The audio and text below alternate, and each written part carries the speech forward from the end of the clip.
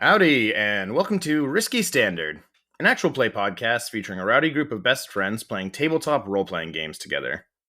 I'm your host and GM, Mitch Brewster. You can find me on Twitter at MagnesiumB. You can find the show on Twitter at Standard Risky. I wrote my name in the show notes here as Young Mitchy B. That's right. Started to say that. But what's up, risk takers? You can also always come find us on the show's Discord, where we are chatting, posting, inspiration images, updated character sheets, answering questions about the game, about the show, stuff like that. With me today, I've got Pete Loftus. That's right. I'm Pete Loftus. I'm coming to you live as an oxygen-rich fluid floods my chamber, resisting me against the immense G-forces of the mech as I move through the landscape. We've also got Malcolm Hall. Hey, Malcolm Hall here. I'm also in a sort of wet environment here in Louisiana. So sort of mist Pretty in similar. the air. It's very similar. And we also have Timothy Manns here today. What's up? Dry as hell over here, sipping on Zevia Cherry Cola. No sugar, all vibes. Not an official sponsor of the show, but yet. We are, of course, accepting offers. I would also, before we start, like to offer up a drink warning. Do not drink this drink. I had it earlier today. The Olipop Dr. Newman. It's dreadful. Don't drink it. It's not good. What's a Dr. Newman? I don't know. It's bad. It's not good. Dr. Newman's Own? Okay, I'll check that out later. It sounds like something between soup and salad dressing, but I'm curious. Dr. Goodwin, sorry. Dr. Goodwin, do not drink the Dr. Goodwin. The probiotics be damned. Malcolm's calling in from the hospital, but we're glad to have him with us. And today, as always, we are continuing our campaign of Beam Saber by Austin Ramsey. You can find Beam Saber over on Austin's itch.io page. There's a link to that in the show notes. And today's the start of our newest mission. Our last session saw the squad meeting with the criminal kingpin of Coronatus, the Vodyanoi, Rebus Actual, who informed the squad that the religious zealots of the Concordat were conspiring with a criminal organization known as the Night Flyer Syndicate to smuggle something, ? I think we're hoping to find out on this mission. Hoping to smuggle something into Coronatus beneath the noses of the city's security forces and Rebus's own criminal organization. And so he would have sort of offered up that information to you.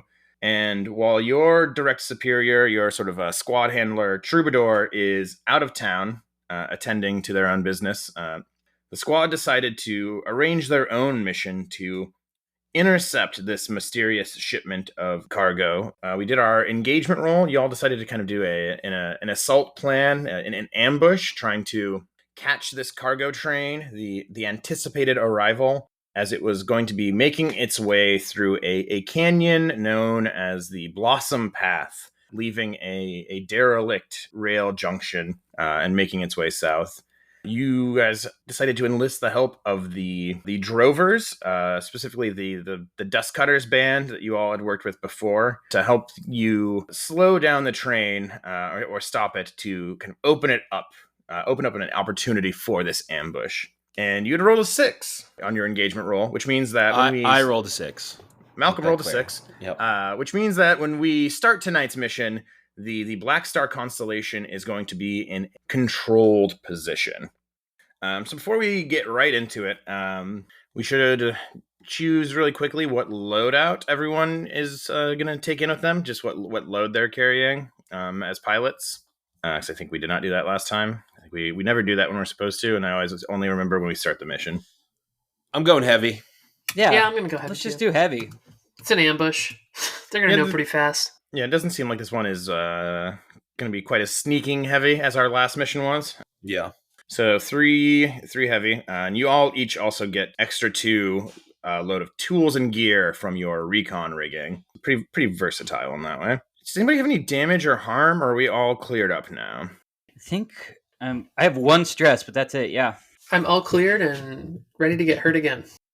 Still no stress. I am scarred with the scar of harsh. Harsh. Yeah. So it'll be fun to see how that plays out in this mission. So before we kind of open on the scene of the ambush proper, we like I said a second ago, you guys did decide to enlist the help of the drovers beforehand. We decided they were going to help you kind of set up this ambush. We didn't really talk through that a ton last time. I think we kind of made that decision near the end of the session. So I kind of wanted to maybe have like a brief scene beforehand, kind of just to set this up a little bit further. This is like maybe the day before the actual ambush is going to happen.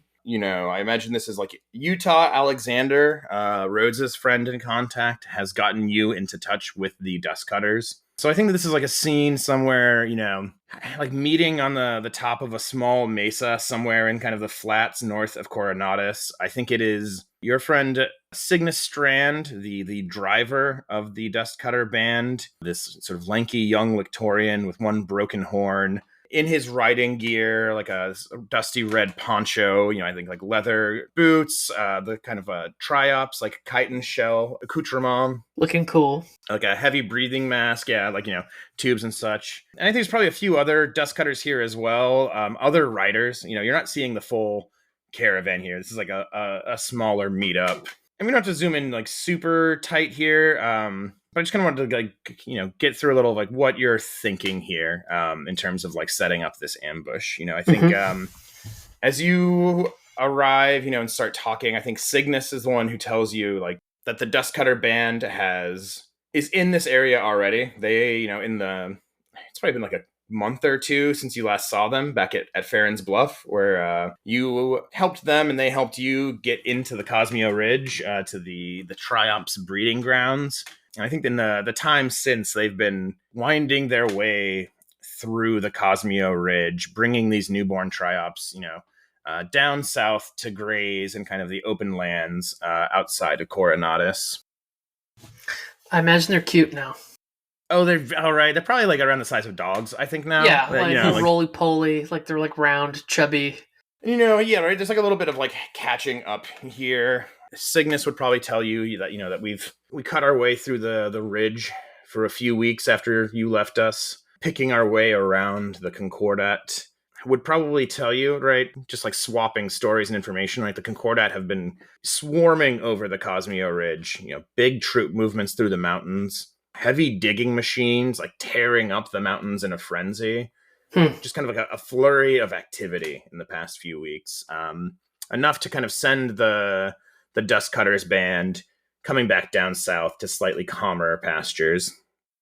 I think we'd probably swap the same, right? Like in kind of some of our recent stuff, right? Like the front is developed with the Concordat. Like whatever they're doing, the earth moving on your side tracks with what we've seen, which is that they're undertaking some kind of geoengineering project. We don't know. I think this is probably where we brief, right? Like, and say we've intercepted like some communication that the Nightflyer Syndicate is transporting something on a Concordat train. They appear to be working together, and whatever it is that they're moving is coming into Coronatus, and that we're seeking their help to pass. And I reached out because the train route passes through a spot familiar to both of us. Wait, I'm sorry. Is it a Concordat train or a Commonwealth train? Yeah, the train is operated by the Nightflyer Syndicate, so it is like kind of flying under Commonwealth colors, right? It's a Commonwealth cargo train. It's coming out of New Ravallo, but they are stopping in this abandoned rail junction to pick up some like illicit Concordat cargo, and that is what they are smuggling into the city to presumably give to the Concordat who are inside of Coronatus. Yeah, I got it backwards. But yeah, otherwise, yeah, like that is what's going on. And like you said, Cygnus would tell you, like, we are familiar with the path you're talking about, right? Blossom Canyon used to be an old drover caravan route back in the day. It was a footpath through the ridge, like a nice, easy way to get through, until there was a rail line laid down in the canyon instead, and it became home instead to high-speed trains and unusable for a drover caravan. But they know the area. They know it. Yeah, they're familiar. I think this is like where we bring up the ask of, Strand, we need stopping power. It doesn't have to be permanent, but enough to slow that train for enough time for our squad to get on, get it done, but it has to come to a stop. Couldn't be triops. Train wouldn't stop for triops. Tell you that from personal experience. Yeah. We're familiar enough with the area. Could bring something that'll make the train think twice. Have to slow its roll through the canyon. Oh yeah, and what's that? I think Cygnus smiles, and you'll see it when the time comes. Of course, you won't mind if we take a look at what's left over of this train after you all are done doing whatever you need to do with it. Of course not. By all means. I think that's a fair enough deal. That's like a fair enough trade, right? You let the drovers salvage whatever they can salvage after you're done picking through the cargo. That's enough to make this deal. The dust cutters like you. You help them get to their breeding grounds before. You've got a decent working relationship with them. And I think that's like enough. That's enough there. And with that, I think we can kind of move. We can just get going right on this mission, right? I guess I'm going to talk about this. What time of day do you guys want to do this at? I imagine that the anticipated arrival, the Night Flyer cargo train, probably going to at least pick up its illicit cargo overnight in Blossom Junction. But I'm pretty flexible. This could be a night mission. This could also be like an early morning mission. I think either of those is like fairly realistic. But you're the ones who rolled a 6. So I'm kind of happy to pass this to you. Like, what time do you want this mission to happen at? I mean, hit him early in the morning, they've stopped, they pick up the cargo at night. They stay up all night trying to get it loaded. All right, I imagine everyone get a little bit of rest. We leave early in the morning, hit them right as the day starts before Yeah, because they're probably pulling into load in and then ride the rest of the day. So maybe it is early morning. Yeah, like dawn, like just past dawn, maybe. Yeah, I like that. That's like a fun. Yeah, maybe we can use the sun coming up over. It's a little darker in the canyon. They're blinded as they come out of it. There are a lot of advantages to, I think, a morning sneak up and. Yeah, one of the more underrated times to train heist. Yeah. Right, so maybe we get that opening shot, right, of the foothills of the Cosmeo Ridge, right? The sun is just starting to come up, and there's still you can barely see 2 of the moons in the sky faintly, right? They aren't fully gone from sight yet. It's that kind of morning, and we get, I think, the helicopter shot here of the staging for this mission. So where this is taking place in Blossom Canyon, which I'm kind of imagining as this huge canyon that runs for miles north to south, right? And it's kind of cutting through the lowest foothills of the Cosmeo Ridge, this kind of range of mountains that dominates the northern portion of the basin. And so we're not really in the mountains exactly anymore, but we're still in these craggy foothills. The ground here is largely uneven. The canyon is the kind of cleanest cut through this entire area. It is why it eventually became a rail line. It's why it used to be a drover footpath. So you've got these rocky foothills and mountains, and spreading down to the south of that is kind of the scrub desert that covers the vast area between the foothills of the ridge and Coronatus. And I think we maybe get camera swooping in to kind of run through this canyon. And we can see it is a deep canyon, several hundred feet wide, with these steep cliff sides, rocky. The walls of the canyon are covered, I think, in these huge patches, the dust moss, this kind of blue grayish iridescent lichen moss that we've seen all over the basin. There it is in thick patches all along the walls of the canyon here, and it is playing host also to this kind of massive network of vines that I think are kind of symbiotically kind of intertwined with the lichen. And as our camera kind of moves through, this kind of floating shot showing us the route, we can see the train tracks gleaming on the ground below. We see little pops of color kind of popping up all over the canyon here and there. The vines and the blooms that are on these vines, I think, are dormant until something with a kind of fundamental presence approaches them, living things. And so as little critters kind of scurry along the cliff walls, you see these little trails of blossom that start and then fade away as the thing moves away, right? The flowers opening when something is near it and then closing as the thing moves away. So there's constantly these little tiny splashes of color kind of popping up along the walls of the canyon. Beautiful, but is that going to be something that gives us away? Huh. It's definitely a concern, right? Something to consider. Yeah. Okay. Yeah, and so there's this constant, this kind of like play. There's this entire ecosystem just in this canyon of these like constant little micro blooms, right? Coming from these like flowering vines that are somehow kind of like symbiotically linked to this blanket of moss that kind of covers both of the cliff sides. And, it does stretch down onto the floor of the canyon a little bit as well. But I think it doesn't have a hold there as it is as deeply on the walls. It's like I said, the canyon, I could think a couple 100 feet wide, a couple 100 feet deep, right? Pretty steep cliff sides. Cleef stiff sides. It's a cool name for a character. It's a really cool name. Cleep stiff sides. Wait, what? Cleat stiff sides. I think that's cool. He's here too. Yeah. He's just waiting. There's a little bloom right behind him. Yeah. But I think you also, we can see here navigating up and down these canyon walls, what can also present a challenge, right? They're kind of steep, difficult for vehicles to traverse. It's very clear this entire landscape around here is kind of difficult to traverse. There's a reason that this canyon was such a major transit route in the past. It'll probably continue to be one in the future. And so I can we can talk about this, but just to start off, I want to say you're in a controlled position at the start of all of this. And so to me, what that means is that like at the start of this thing, I'm going to say you have not been spotted. You are able to get into position kind of wherever you would like to be. And that, the setup is going to kind of at least start kind of going as planned. So I don't know if you want to like give me your positions first, or if you want me to kind of set up the kind of rolling start of this thing and then we can... It feels like we should have people like kind of at each point. We're going to want to have someone there at the beginning to be like, however we do it, whether it's through some, whispering on the wind through the canyon, or using these light blooms as some kind of communication, someone up front, or if it's, simple radio waves, that's also fine. But like in the beginning to be like, they're coming through, yeah, and to be behind them, someone or somebody in the middle. And obviously we're going to want someone there to catch them when they come out, or with the drovers if that's where they are going to be, because they're going to need to have some backup machine-wise.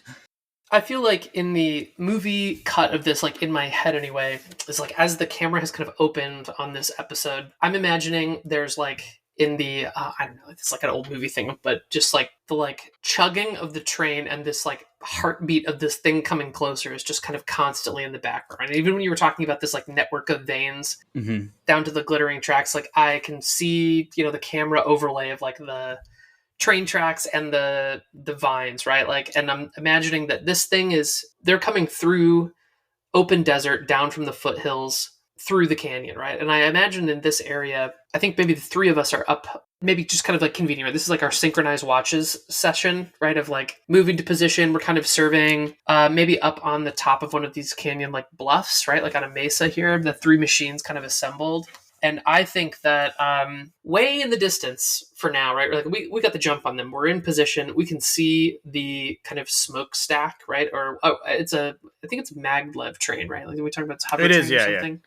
So probably not like a smokestack, the dust cloud, right? The dust cloud. Yeah, you can see the plume kicking up, and it's kind of like a distant thing. And as we're kind of sitting here, I think taking the lay of the land, maybe we're like kind of drawing out the plan of action on like our little holo map here, right? And like, okay, train's coming this way. I think probably a little uncertain at the moment. I don't see any drovers around, and they said they were going to be here. I don't really know. I mean, kind of going on a lark, but they said that it would be obvious. But as we kind of move into position, I'm imagining like that between like cutting of just this and kind of the anxious of where are they mixed with like the train beat. And then I want our forward scout. I mean, we literally have like a recon team here. I want Zed and Bitters like doing some kind of aerial scouting, right? Like how far out are they? Like, quadcopter. Yeah. Yeah, they're in the aero lifter, right? They're kind of like doing wide circles over the area, kind of giving you updates as this is going. That's great. It's a good use of them, yeah. Do we have to like roll for them? Are they noticed by the train? Like, would that be stealth? I don't know. You don't have to roll for them now, but you might have to later, for sure.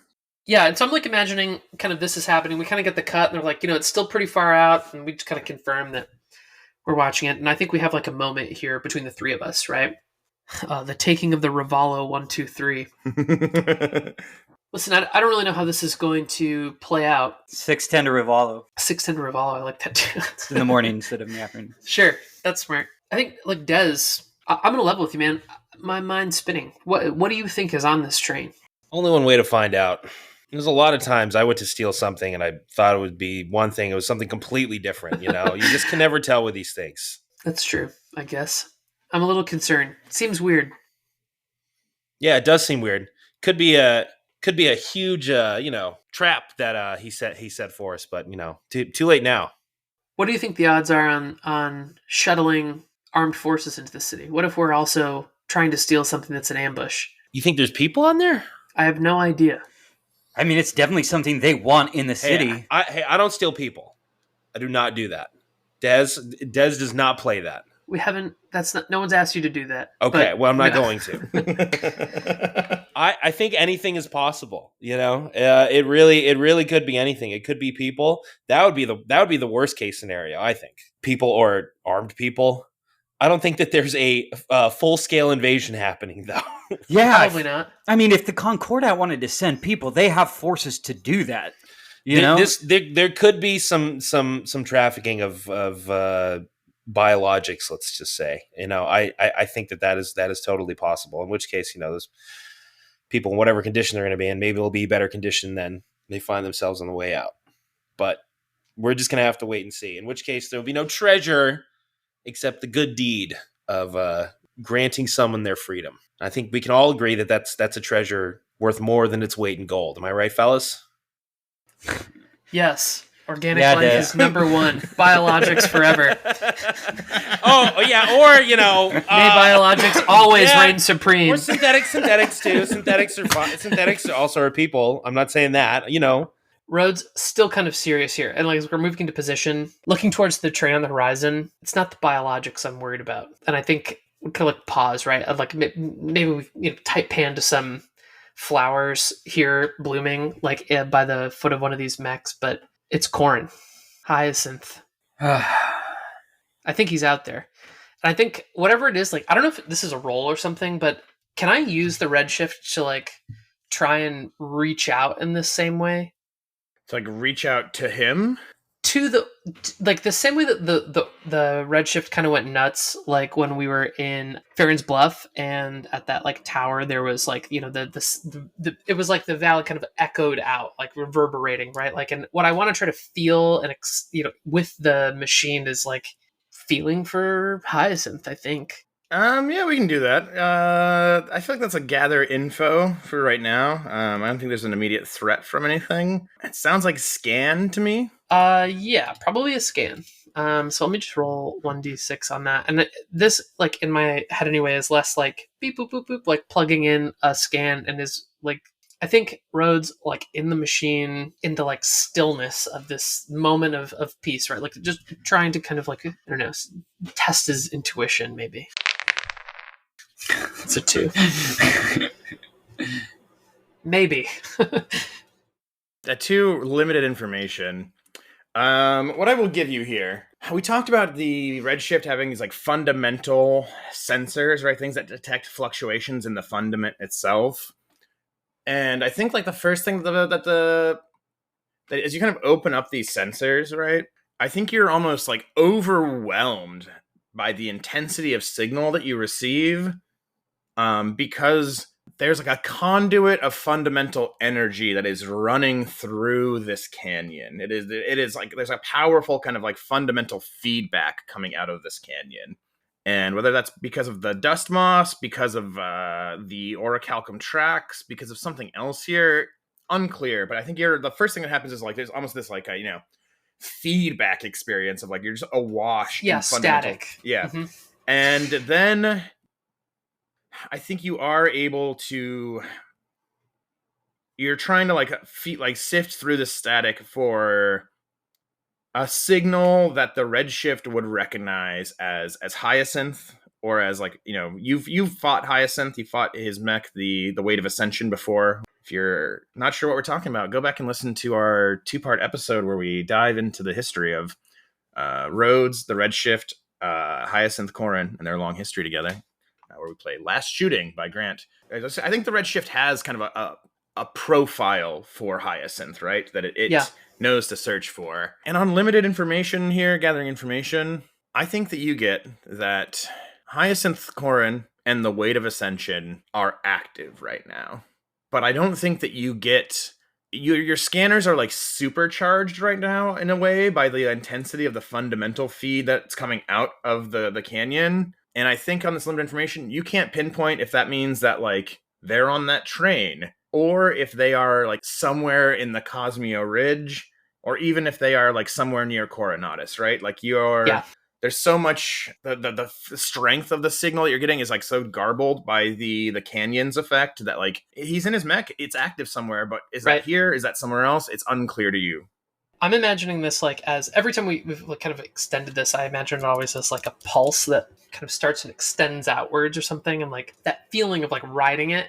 But I imagine this as the Redshift's like scanner lights up and goes forward, like this dust moss and the vines, like also I think you see this like wave of like opening and closing. Oh yeah, there's like a bloom that spreads from near where the redshift is as these sensors activate. I think that's the noise, right? Like that's what like overwhelms the sensors, is like you can kind of see this, and it's almost like one of those slime molds, right? Like it just kind of goes off in every direction. And I think at that moment you get a cut in on the radio, right? Hey y'all, it's Bitter coming in. We're seeing something coming in from the south, headed towards the canyon now. Train looks like it's heading towards Canyon Mouth on the north as well, but we've got eyes to the south. I can't quite tell you what it is. But here, Zed, you feed the camera in, and I think at that moment, you get like a grainy image feed from a camera mounted on the dart. So all three of you can see this. We can talk about where your exact positioning is in a second. But through the grainy kind of camera feed that the dart is taking, you can see, there's three thin dust plumes heading rapidly up along the plains from the south, headed towards the canyon mouth on the southern end of Blossom Canyon. And as like the feed comes into a little bit clearer focus, you can see it is the three of the dust cutters on their hover bikes, right? Kind of moving as one unit towards the canyon mouth. I think maybe, as they get closer to where the arrow lifter is kind of circling, you can even make out, the lead of this triangle. It is Cygnus Strand on his dust cutter.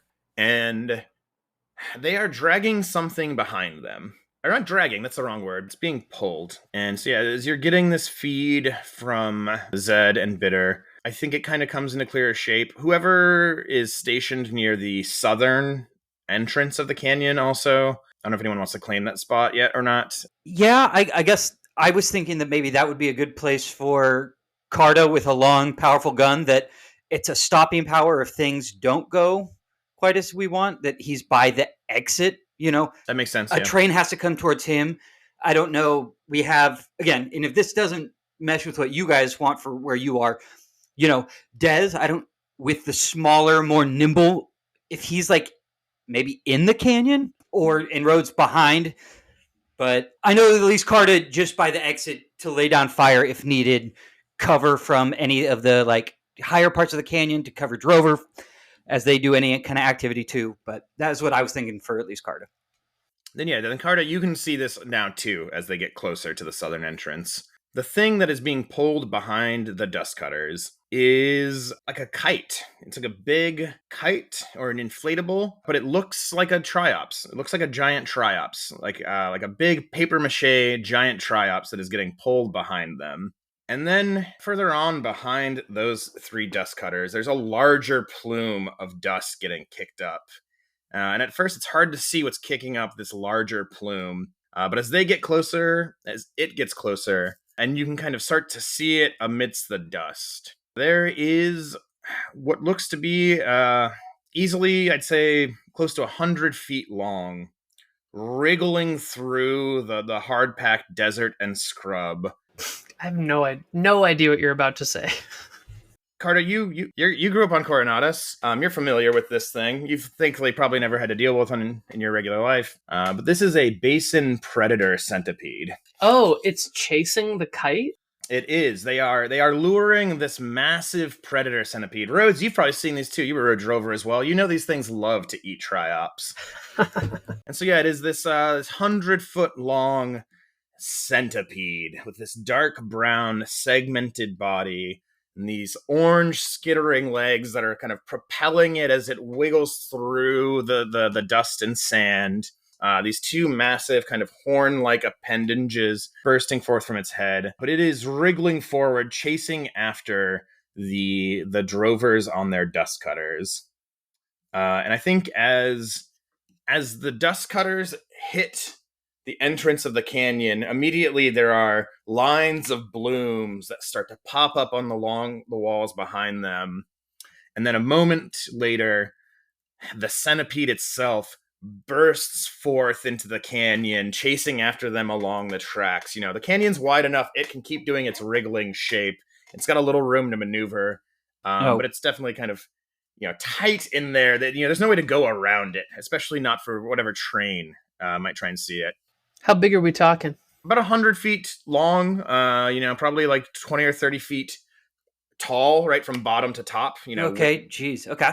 And as it kind of wriggles forward into the canyon, there is another, a riotous burst of blooms, right? The walls of the canyon on either side of it explode into color as this thing pushes its way into the Blossom Junction, the Blossom Canyon. You get a little tap on your radio signal, and it's it's scratchy. There's interference, and there's the whipping sound of dust and the roar of his engine. But it's Cygnus Strand. Got your distraction coming in.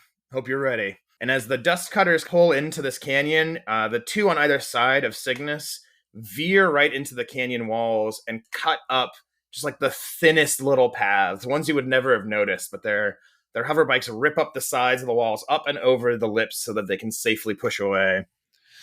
Well, I think Des is on the mic. I think he's seeing this image sort of piped in from the helicopter of this giant creature, and I think he's going to ask Cygnus, "Are you sure you can control this thing?" He laughs on the line. Oh no! What? Why are you laughing? And, I think he lures it. He's luring it deeper into the canyon, right? It's chasing after him, snapping at this Triops kite that is just attached to his dust cutter now. And as this is happening, cut to the north end of the canyon, this massive armored locomotive. We see the anticipated arrival as it bursts into the canyon from the northern end. And just like the centipede, its arrival into the canyon is heralded by a less vibrant, there's less here, but there is still a burst of blooms that react to its fundamental engine. As it is a massive armored locomotive pulling 4 cargo cars, the secondary locomotive car at the far end. It's gunmetal gray, heavy, thick plating. This is a, all capital letters, a machine, right? It is not designed for aesthetics or elegance. It is metal bolted on metal, this big brutalist machine just chugging.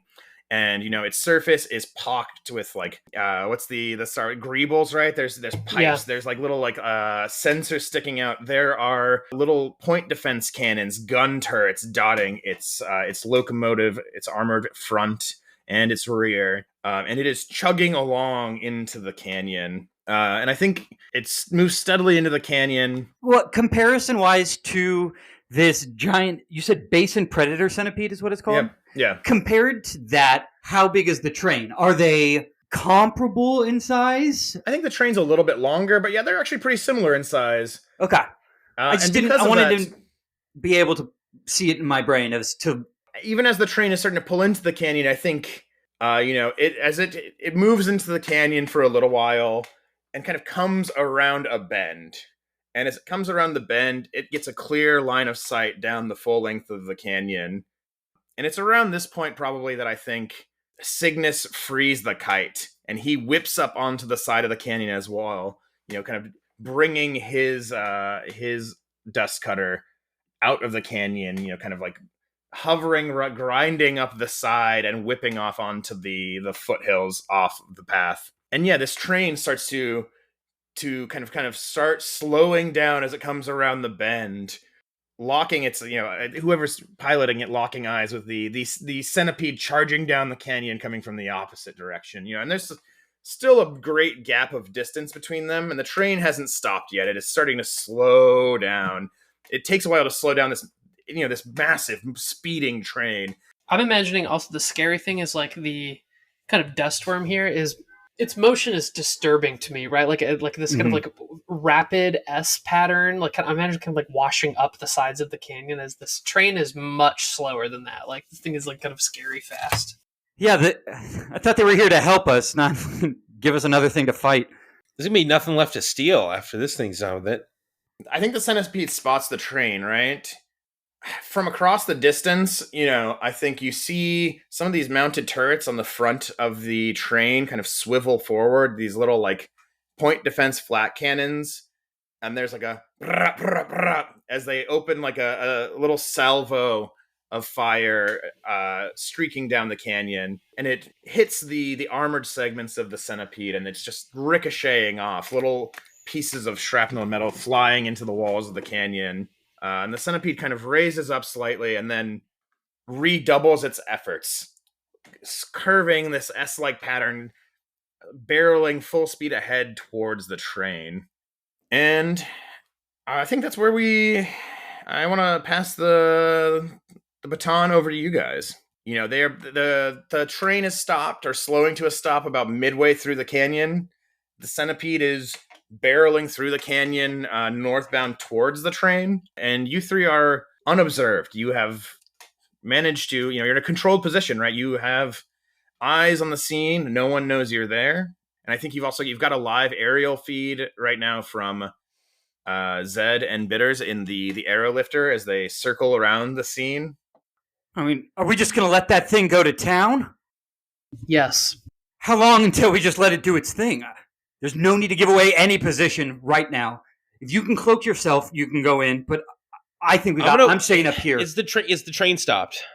It's slowing to a stop. It has not fully stopped yet. Good enough. We should move. Fuck it. No, fuck it. I'm going. Move. I think that I'm like pretty down low in the canyon, pretty close to the tracks. I'm cloaked. Yeah.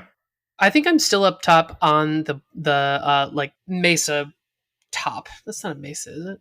Canyon Butte. top, I mean, the butte, right? Like Butte. the top of the canyon. R.I.P. Oh, too soon. Yeah. R.I.P. R.I.P. What do you mean? The Butte. Oh, Butte. Yeah, sorry. Yeah. That's a little raw. He's barely cold. Can we see, maybe from my vantage, like of the train cars, do they all look the same? Is it like a uniform, like all greebled gunmetal chassis? Like so I think like I said, and Dez can see this most clearly because Dez, you're in the middle, you're close to it, right? You said you're on the canyon wall. The front locomotive is like a big locomotive. It is the most heavily armored portion. It has all of these like gun turrets on it and these other kinds of like ports and segments. It's a little bit bigger as well. Then there are 4 cars behind it, heavily armored, but like fewer like turret ports and things. These are cargo cars. You would know this, Des, too, because you've probably robbed trains like this before. And then at the rear, there is like a secondary locomotive that you would also probably recognize as like an engineering car. You imagine there is probably defenses in there. There is probably like, staff might be in that car as well. And it also has like more gun ports and things. It's prepared to defend the rear of the train. And so the front and back cars are the kind of like most offensively and defensively equipped ones. The middle 4 are primarily cargo bearing. And so, yeah, Des, you said you're moving in. What does that look like here? Scrambling down the side of the canyon. In the Mercuria, right? Just so in the Mercuria, yes. Yeah. And what are you trying to do? I'm going to try and get to the cargo portion and like maybe try and like rip the door open or maybe open it up in some other way if that's not possible. If we try to split the 2 ends, there's the 4 cars, right? The front is armed, the back is armed. We have any of the cars in the middle. Try to break them up so that all the defenses are split. Oh, like the train like pull connectors. Yeah. Okay, I can do that. Even if it's something like you can get in cloaked and you toss an explosive on there that I then can target and blow, or if you can just get a, something on there for it to do that. But, giving them any type of distance I don't know, could be an interesting way to keep too many arms from being all in one place. Divide and conquer. So I think let's start off. I think there's a role here to get the Mercuria off the canyon walls onto the cargo car, like safely and undetected, right? Because it's still moving. It's slowing down. It has not fully come to a stop. And I think it's also about like doing it without setting off all of the alerts right away that someone is on it, right? I assume you're using the vehicle's optical camo here. Yes. So you're going to start off controlled. What does this look like? Give me a little picture here, and what do you think you're rolling? I think I am. How you sort of run down a hill carefully. Mm-hmm. I think that the Mercuria is doing that. It's got its arms out to the side for balance. I think this is a maneuver roll. It's definitely there's some rocks and scree, flying down the canyon wall, and a couple of boulders coming loose, and some dust getting kicked up. Yeah, I'm starting off with 2 dice. Yeah, this is, I think, controlled standard effect to begin with. Okay. You're cloaked, but yeah, there are also environmental factors that kind of like, I think, reduce you back to like probably standard effect instead of great effect. Also, I have the playbook move of Lay of the Land. When a pilot takes advantage of terrain you have scouted, you get +1 to resisting consequences, or spend 1 fewer quirk, minimum 1. When you scout as a flashback setup action, and spend 1 less stress than normal. So I don't know if that's like been something we can flash back to, looking through the canyon and finding which places we are, that if the consequences, I don't know if I'm reading that or implementing it correctly, but that he would have less consequences of being able to get down this without having any issues. Do you want to flash back to having scouted this out to do a quick like scout roll for this? Do a setup action to give, I presumably. Yeah, just so we have a better. Give me great effect. Yeah. I like that. So that's probably, I don't know, is that like a survey?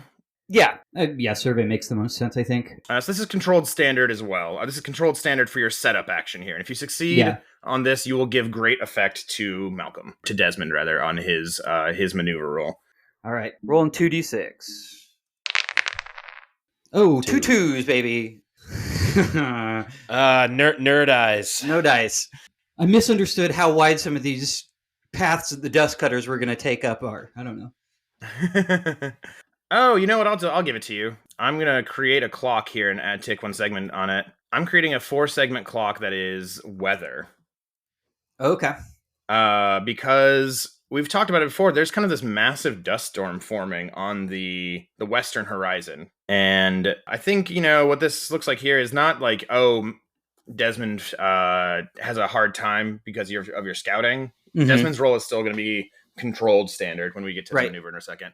But instead, what happens during your scouting, right, is like you notice that like another, like this massive storm that's been building on the western horizon, kind of out in the dust near the Bleach Plains, is like emitting these like little micro storms. And you notice that like one of them has been kind of steadily moving this direction. I like the microstorm. Like it's like friction, lightning, microclimate. It's not like a regular atmospheric storm. It's just kicked up from. Yeah, it is like just a harbinger of the greater storm that's been building out in the dust for the last like several weeks. Like people are charting a storm moving across the dust, on the scale, of weeks. And this is like one of these micro storms that's been kicked off by it. And so when you were scouting, in the days before this ambush, you noticed that one of these micro storms has been moving towards the ambush site. And it looks like there's a very real chance it might hit during the ambush. Okay. So let's cut back to, the Mercuria, coming down the wall. Starting off, this is maneuver. This is 2d6. Do you want to expend a quirk to push yourself for an extra dice? Not yet. I can also offer you a collateral die here. Yeah, I'm going to ask, what is the collateral? It's very easy. I'm just going to mark another segment in that storm. Right? It's closer than we thought.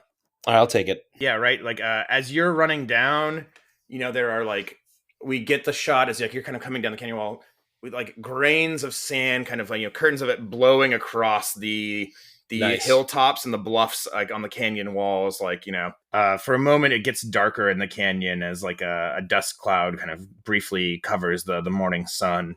So take an extra die. I will tick another segment on that clock, so it is now at 2 out of 4. All right, here we go. 6, baby. Hey, all right. Damn.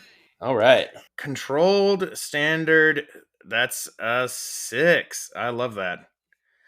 Starting strong. As we get like, the shot of like the kind of cloaked form of the Mercuria in like leaping through the air. Maybe it's like made briefly visible for the camera as like some of like the whirring grains of sand strike against the cloaked body as it's moving through the air. And there is, we're seeing the trail of blooms also, right, alongside the wall as it's that coming is cool. down. Right, so it's like we don't see the mech, but we see the blooms. There's everyone on the train right now. You have to imagine, and maybe we even cut to, right, like these night flyer, these chiropterans inside the train, right at the controls. They're shouting at each other. Everyone is like all eyes on this massive centipede that's worming its way through the canyon towards the train. And there's another burst of fire from these like point defense cannons firing off like flak at the centipede. No one hears the Mercuria as it collides, and you land square on the top of like the middle cargo car. You're right in the center of the train. You land gracefully with like repose on top of it as it is, kind of starting to slow towards a stop. You are exactly where you want it to be. You are right smack dab in the middle of the car. Should I try and disconnect them, or should I try and break in immediately? I think you should at least the front car. You're in the middle, right? I'm not going to disconnect all of them. Yeah. Yeah, because that way they're stalled here. Yeah, that sounds good. There's no way that they can escape after that. Okay, I'm going to, I don't know, it's not like, I said remove the pin. This is not an old-timey train. Yeah. This is like a very powerful, probably maglock. Yeah, there's like a big hydraulic like connection between the two, but there's like a big junction, right? There is like a big joint where they are connected. I mean, this is a sci-fi movie. There's probably like a big glowing part, with like a glowing strip that connects these all. I'm sure you can figure it out, but like how are you going to overload it or break it? Yeah, that is the question, right? What is as Desmond creeps towards the edge of the middle car to look at this junction, what is your move here? How do you want to try and handle this problem? Maybe shouldn't have gotten rid of those destruction tools that I had. I mean, you could always you have a destruction tools is 2. Do you have like electronic countermeasures or anything that can like scramble circuits? Hold on, do I? Yes, I do. Yeah, you could. Creates static that prevents any wireless transfer of information. I don't know if that counts in this situation. It could be cool to like shut down communications between folks on the train. I don't think it would necessarily be. The trains are not held together with Bluetooth. Yeah. If you wanted to flash back, you could always spend a material to clear up one of your load slots, get rid of the heavy machine gun and instead have 2 open spots for destruction tools. Can I access placed explosives, which is a pilot gear? Can I access that from within the Mercuria? I think you got to get out of the mech to do that, right? Ooh, that's tricky. Right, but you could do that. You could pop out of the mech right here. You're in position. Oh, okay. Fuck it. Yeah, let's do that. That's so scary, but that's great. Yeah, right. Like the hatch pops open. Right, yeah. and I hop down, hit the top. Wind. As soon as you pop down, it's the roar of the wind. Yeah, because the train's slowing down. It's still moving fast, especially for a person. Mm-hmm. I imagine the forearms placed down so that the cockpit's a little bit lower. It opens up. I pop out. It's holding on. You jump into the moving train. Electromagnets are holding on top. I'm jumping out. I'm totally naked on the moving train. Hell yeah. Yeah, and I'm going to jump down, place some explosives, and crawl back up, which I probably need to do another roll for. Yes, you do. Also, why are you nude? I mean, nude is in I'm not wearing my... Oh, sorry. Yeah. I was like, right on, dude. I mean, we didn't see you outside the mech yet, so that's fair. At any point, any of us could be completely I need to move in the machine more freely. Who knows what I'm going to... This is the only way I place explosives. Damn, that rules. I might, and then I'm okay. So I got that's a prowl move. I think so, right? Because it's about like climbing, right? You might climb a mech in the middle of battle. I think it's less about like getting the explosives on there, and more about safely crawling down to the junction spot and placing them. Ooh, okay. And I have 2 in that. What would push myself look like? 2 stress. Two stress. I'll push myself. Yeah, Okay. that makes sense. Yeah, you got a full stress bar Yeah. to play with. Yeah. You know what? When you attack from hiding or spring a trap, I feel like this is kind of like springing a trap, right?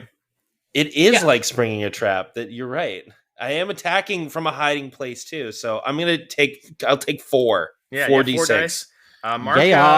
Mark the placed explosives. Okay. This is, man, is this still controlled? I mean, you're in a controlled position. You're as controlled as this could possibly be. I will let that roll forward for the moment. I think you are still in a controlled position. Standard effect, if you can get down there and put it on there. And this is about like placing the explosives, you know what I mean? And then you'll have the detonator to detonate at your will. Yes. I like my chances. Oh, I shouldn't have said that. Okay. Oh, 3. Wow. No. Wow. oh. Wow. What a spread. Can you read them out for us? It's a 2 2 and 1 3. That's a failure on a 4d6. The dice Yep. giveth, the dice taketh away. Truly, they wanted you on that train, but they did not. Mhm. Okay. This is controlled, though. I knew that's where the buck stopped. I knew it. Yeah. That's very funny. It is controlled. Yes. So, a failure here. As Dez starts to try and, like, move forward, you're buffeted by the wind and the shaking of the train, and as, like, those defense cannons fire again, the train rumbles, and I think you realize, like, climbing down there is not going to be as quick or as safe as you thought it might, as you hoped it might be. So if you want to try again, you could try again from a worse position. It'd be a risky roll instead of a controlled. Or you could try a different approach to maintain your controlled status. Okay, but would I still have a 3d6? You would have to you'd have 3d6 still. Okay. I'll just try again with 3d6. You could trade position for effect here also if you wanted to somehow. Like you make it desperate for Make it a desperate and then spring the other and get great effect. and then also get the daredevil effect too. Yeah. But a desperate failure here on top of a moving train could look gnarly. Could look gnarly. I'm just gonna roll with another 3d6 and hope my luck is better this time. So this is risky standard 3d6. You're gonna continue the same approach of prowling, like climbing down there to do this. Yes. So I think what this looks like then is like Dez starts moving towards the edge of the train, and there's just like the train is buffeted by the wind, and it's just like shit, this is actually a little scarier, a little bit more difficult than I thought. And maybe part of it is also as you're walking forward, you realize that there are little like sensors on the sides and like dotting the cargo train. Like cameras and like motion sensors, things that you'll have to be kind of careful to not activate as you move forward. To not alert the people inside the train that you're doing the thing you're doing. So you're going for 3d6, risky standard. 3d6, risky standard. 4. A mixed success. Mixed success. I'll take it. Progress. Yeah. Yeah. Always moving forward. Yeah. And so you are kind of buffeted by the wind. It is kind of like a wind tunnel, I think, on top of the train inside this canyon. And just like the kind of motion of it as its guns fire, and it's kind of still kind of jerkily coming to a stop. In the distance, that centipede is still wriggling through the canyon towards the train. It has not yet been deterred by the light gunfire that the train is putting down. And I think that you are able to kind of climb your way down there. You're avoiding the sensors. And do you have like an image in mind for like what this charge looks like? What the actual charge itself, or what the explosion looks like? The charge itself, I think. Cartoon cherry bomb. I think you're probably gonna need to get away from it before you physically detonate it, right? Yeah, I think it's just like a sticky box, just like you see in the spy movies. Oh, that's cool. It's got a like little. It's got a little. like they did like a little pump explosive like goop. Yeah. Yes, it's got like a really sticky goop, and I place it. There's a little sort of it's like a square charge. It's about maybe like 6 by 8 inches, and then there's a bunch of like massive like wires coming out of it on top of the like a device that's sitting on top. The device itself has like blinking lights on it and like an antenna sticking off of it. Oh yeah. Yeah. So yeah, you get down there, and I think you plant the explosive, right? You're holding on one hand, the other hand's like getting the explosive into place. And I think it is as you place this explosive that you get it comes in over the radio again, right? It's bitter again, kind of chiming in on the line. Don't mean to distress y'all. We got eyes onto another potential complication. There's looks like, is that 2, Zed? Yeah, we got 2 bogies in the air moving in from the north, following on the track of this train. I can't quite identify them. They're heading fast this way, though. I'll handle it. I will say they're an awfully polite fire team. I feel like they're always like, "Sorry, guys." Listen, they owe you one still. I hate to break it to you, but Sorry, fellers. Looks like there's another thing approaching. What are we seeing on the horizon there? Yeah, maybe this is you can kind of like you see this in the distance, probably most clearly from the northern end. You're the closest roads, but as you like kind of shift the red shift sensors to pick up what's coming through the air, there are 2 dark shapes flying through the air at a decent altitude, but coming in lower. And I think you would probably recognize them after you let your sensors kind of settle in on them. It is 2 aerial armors moving through the air, kind of jetting their way south right now. And you would recognize the model of them. These are Dirks. These are kind of a pretty standard Commonwealth aerial unit. They are small airborne, like light mechs, usually used for recon and kind of like a light combat, hit and run stuff. They are not, like bombers per se. They are more like dogfighters, like light vehicles. But there are 2 of them, and I think they have kind of a similar shape to, I imagine, like a stealth fighter, right? These kind of like triangular bodies. They have guns mounted beneath them, and they also have, it's what if you put like chicken legs on a stealth fighter, but the legs are currently like retracted up into the body as they move through the air. But these are like like low altitude fighters, and they are both moving in at speed towards the canyon. And I'm going to create a 6-segment clock here, which is the Dirks. This is a new threat I'm adding. There are 2 Dirks that are related to or are in service to the anticipated arrival, the train. Can I like tag them or something for Carta? Like I don't think I have the range probably to hit something that high up with that would 2 be a heavy roll, cannons. but you could try to for sure.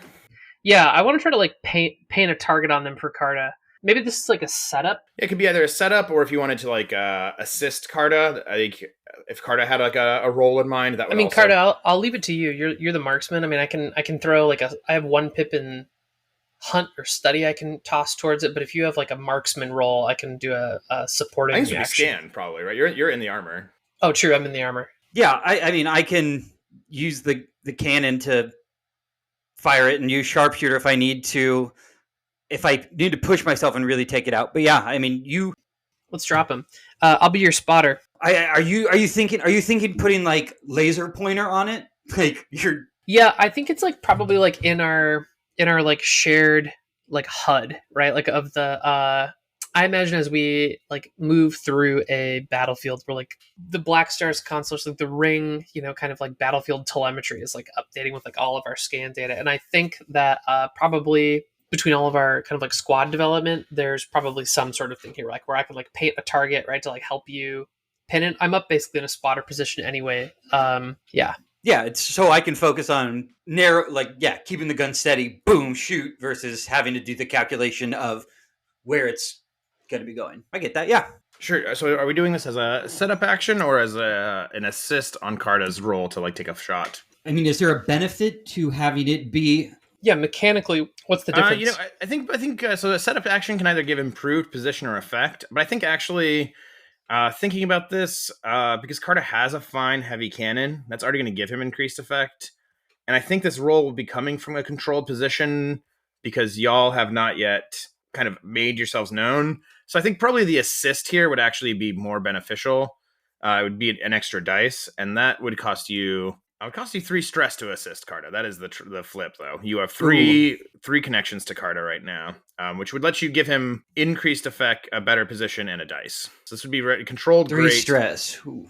Sure, I'll do it. Cool. And we're calling. I mean, I guess this would be a bombard, right? I mean, is that what? I think so, probably, right? Yeah, bombard is when beyond human sight. Yeah, designate long range. Yep. Okay. Yeah, these things are like a couple miles away distance wise from you right now, right? From one end, you're at the other end of the canyon. They're just approaching from the northern end. Yeah, you are several miles away as you're kind of like, you can give me the picture here of what it looks like for Carta to fire this, but as you are preparing to fire, Rhodes is using the scanners of the redshift to kind of paint the target on these things. There are 2 of them in the air. Yeah, I mean, I guess the visual of this is like having Rhodes kind of like paint them in the air for me. That like looking down the scope, it is actually like kind of lighting them up, and they are like in the what I imagine like the gray circle of a scope. You see these red dots like actually coming in, and it's like you would clay pigeons. It's just. I think they're moving like kind of in a erratic pattern, right? Like a defensive pattern or something. And like maybe with this add-in, it's like not just kind of where they are, it's where they're going to be, right? Like a predictive algorithm or something. Fuck yeah. Cool. Yeah. And if I wanted to push myself, would I take the stress with links I have with? No, you would expend a quirk because you're doing a vehicle action. Okay, right. Ooh, what quirk? I guess I could expend the quirk and do infrared sensors because that could be another element of long distance targeting. Picking out their their engine signatures as they're coming through like the air. Yeah. So I'm going to mark that to just get at least one of these or some of these off our back. So the least amount of incursion we can face is there. Okay. So I'm also pushing myself taking that sharpshooter ability there with that. So you're when you push yourself in addition to normal events, you can do one of the following: make a ranged attack at extreme distance beyond what's normal for the weapon. You are kind of already pushing at the limits, I think, of Carta's range, especially against this aerial vehicle. But I think that this will get you there for sure. All right, so that is me rolling with 3d6 controlled great effect. All right, pretty good. 3 ticks on the clock if you succeed 3D6. here. D6. Let's go. All right, let's go. 3d6 hitting 6. Nice. Woo! Nice. Hey, wow, nice. Okay. Extremely good. 6. Yeah, that was a. What are we looking at? It was a 1. Yeah, 165. So that was. Yeah. Woo! Glad you got that extra dice. Yeah. So we get these these visual effects on your scope. You said that's 3 of 6. Yeah. So that's like taking one of the 2. It is. I kind think of just absolutely. What kind of round are you firing? At that range, does this qualify as under special ammunition or like? I didn't declare it as special ammunition. I just was using fine heavy cannon, but yeah, you could if you wanted to declare a special ammunition now. You could. You don't need to. I don't need to. Yeah. I'll save that in case we want something specialized later. I guess it is. I mean, in a I don't know what kind of shell it is. I'm not really a gun guy for playing the sniper, but in my visual is just like almost comical. Like whatever I am firing just like moves at such a speed and it hits the middle of this thing and just leaves like the 2 wings like there for a second. It just like kind of clears out the middle of what this, you said it's like a stealth fighter, right? A stealth bomber. It's got like a big triangular body. It's a little bit bigger than a stealth bomber is, but I think that triangular shape in my mind, I think its wings can actually kind of like, when it would normally land, can kind of like detach, not detach, but like kind of like shift to like be like semi-functional arm units as well.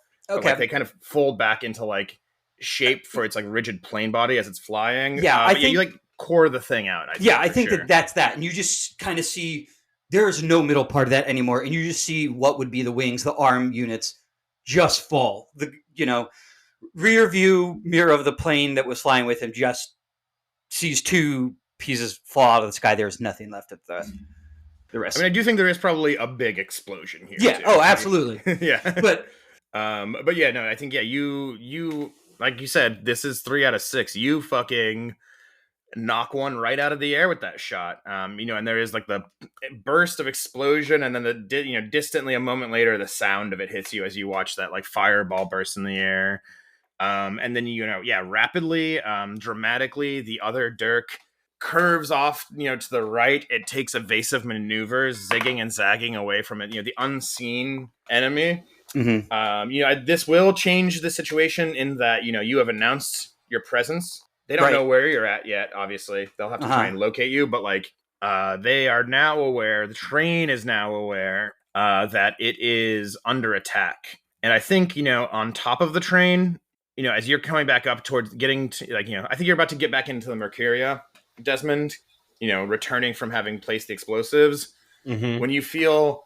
It has started to come to a stop, and now it suddenly starts to chug. It starts to try and pull reverse. It starts to move backwards. That engine's still connected, isn't it? It is for now, but there is a placed explosive on the connector that you can detonate at any moment.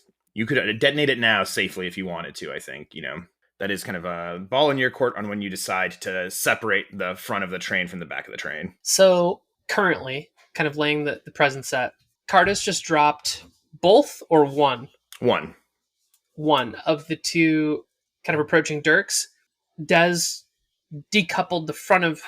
Not yet. Not yet. Has placed the explosives, and then the centipede status is like, what?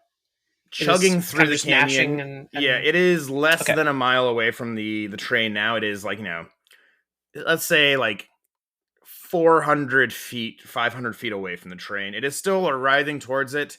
The train has been firing its point defense cannons at the centipede, and some of them are puncturing the thick plated armor of its segments, but most of them are not firing a heavy enough caliber to knock the centipede down. And I think, just to advance the situation a moment, I think on the front car, you can see a panel on either side open up as two larger missile racks come out, escalating. But I think, before you guys announced your presence, probably that one of the reasons those Dirks were coming in was to try and lay down some heavier fire on the centipede to drive it back. That plan is obviously going to change now that they are aware this is more than just an animal attack. But that is kind of the moment we are at. The train has just started to try and reverse. One of the Dirks has kind of wildly veered off, taking evasive maneuvers after the other has been destroyed by Carta. Desmond, you're pulling yourself back up into the Mercuria as you feel the train start to reverse. I'm pulling myself back up. Yeah, I'm pulling myself back up into the Mercuria. I mean, I think I'm taking a moment. I open up the hatch. I'm getting in. I look, and then I hear what's going on. I look up. I see one plane being blown to smithereens, and what's left is sort of plummeting towards Earth. Look back down. Pull the hatch. Get back into the seat. Start pushing. You said the train's trying to go in reverse. Yeah, it's trying to. The rear locomotive is taking over, so it's trying to pull itself back along the tracks, away from the centipede. Oh no! Well, then I've placed the explosive at the wrong end. Well, you've placed it right in the middle, I thought, right? It'll separate. Oh it, yeah. That's right. Mm-hmm. It'll separate it. Okay.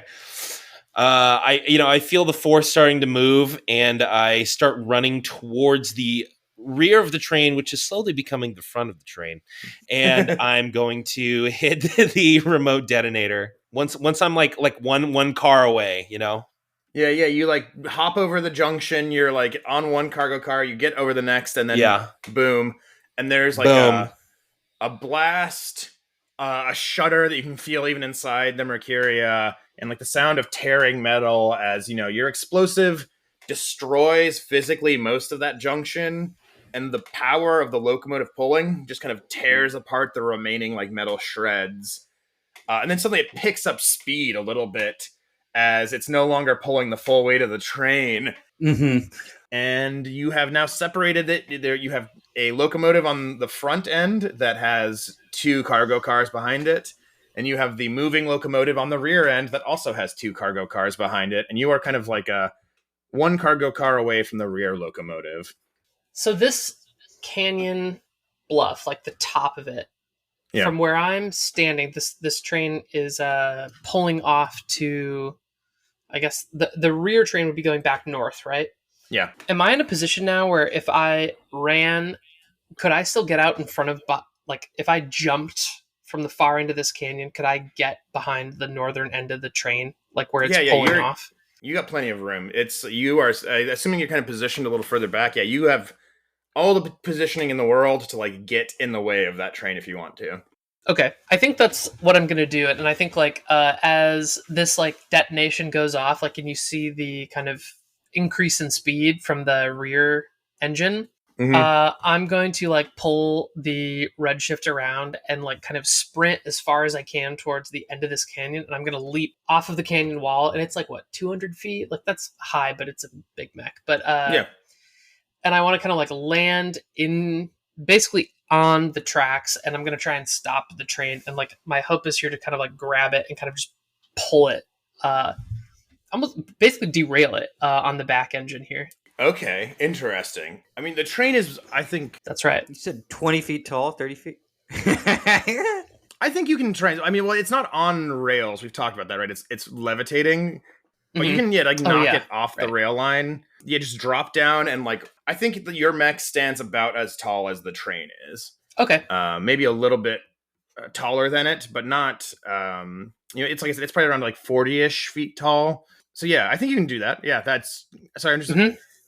The gumption, Also, I just want to say, I think it's so funny. I'm literally so stupid that I Googled things that are 40 feet high. I do it all the time, dude.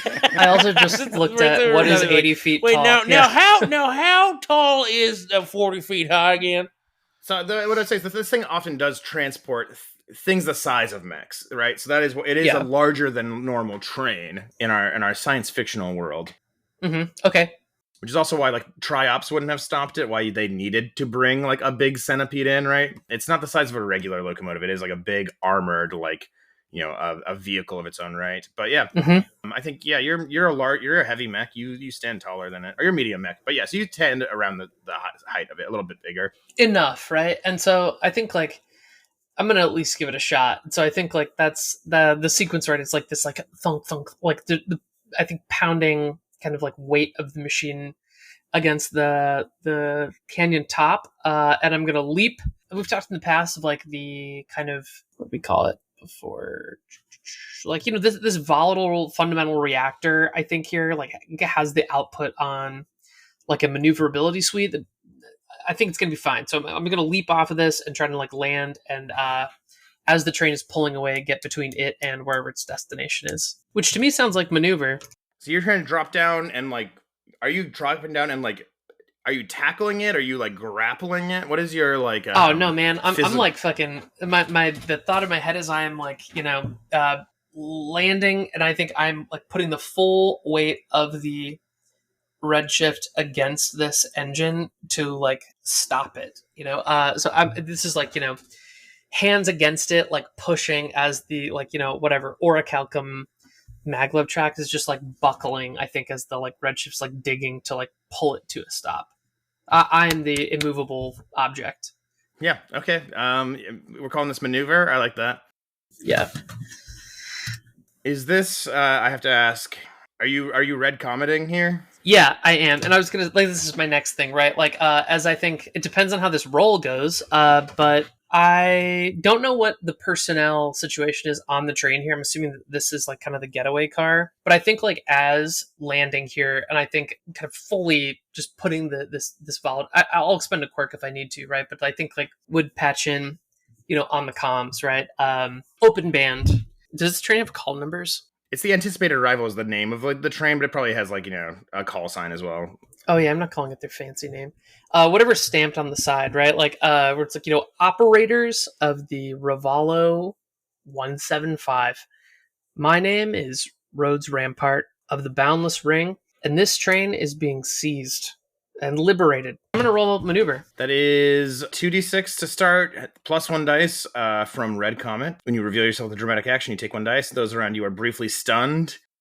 That's a 3d6. Yeah, so it'll be 3d6 total. I think this is risky standard at this point. I think, yeah, risky one, because you're fully opening yourself to, you're revealing yourself to them, and they are aware they are under attack now because of the shot fired by Carta earlier. So yeah, this is a 3d6 risky standard to start. Ouch, man. Damn. That's a 2, a 2, and a 3. Okay. That's some real highs and lows today. Yeah. I'll tell you the red comment and like the whole Ace playbook is either works really good or it's sort of just like a hot shame of being embarrassing. I was just reading. I was like, man, that's pretty cool. And then I never thought about like, man, when that fails. Yep, let's find out. Yeah, I mean, I could have just you missed a plane. You did not shoot it. Nah, dog, I know exactly what it is. Right? You land. Yeah. Arms of the redshift pressed against the back locomotive of the train. And I'm imagining, we get the side shot here. And it's like your thrusters firing as you try and bring the locomotive to a halt. And the redshift's feet are dug into the sand, pushing back. And there's this big bloom on either wall beside of you as the volatile fundamental reactor of the redshift kind of goes into overdrive to push against the momentum of this train. And you are slowing it. You are starting to slow it, right? When, I think it distracts you, right? Your eyes and your sensors go up as another bigger, like a fundamental bloom starts to spread all around from where the train is at. And I think a hatch opens on the top of this engineering and locomotive car at the back. A hatch opens and a shape begins to rise up out of the locomotive car. It isn't armor. It is a mech we have seen once before. Oh no.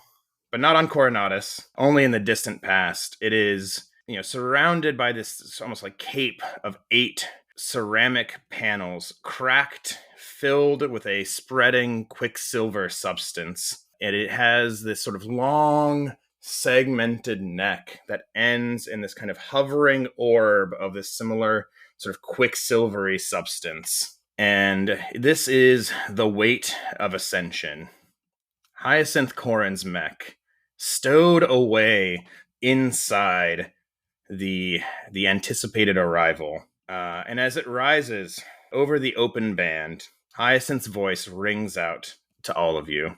This is Hyacinth Corrin, intercessor for the Order of the Oculi. You are heretics and criminals in possession of Concordat property.